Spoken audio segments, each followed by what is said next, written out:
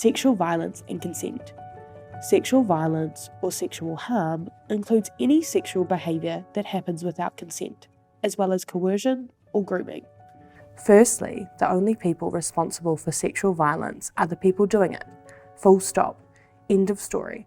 Sometimes family members and trusted adults can sexually harm and are not safe.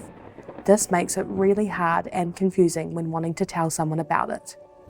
We don't always talk about it, but some of our statistics around sexual violence aren't great.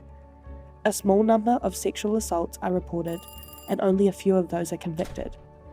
A quarter of young people are seeing adult content before they're 12. So what can we do? Consent is an ongoing process where people give permission or say yes to someone else throughout the whole process.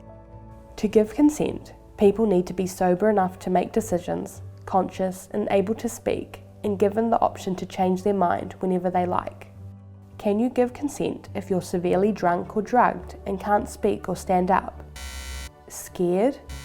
What if you said yes last time but aren't sure this time?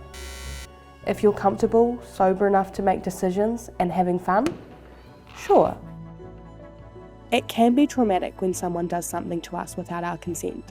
When this happens, the brain activates the staying alive part of our brain, which turns off our decision-making part. Some people fight, some run, but the most common response when someone is doing something sexual to us without our consent is to freeze.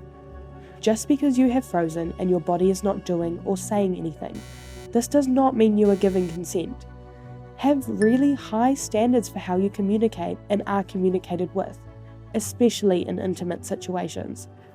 Don't just guess that the other person is saying or thinking yes. You might say things like, "Would it be okay if I did this?" And "What do you like?" You want to be with someone who is okay with these questions and asks you the same things. Sex should be fun and a good experience. If someone is making you question yourself or trying to convince you to go against what you want, maybe making you feel like you're being too dramatic, this is called gaslighting and it is not okay. If someone is doing this to you, talking to someone you trust is a great idea. That someone could be a teacher, youth worker, counsellor, the police, family member or friend.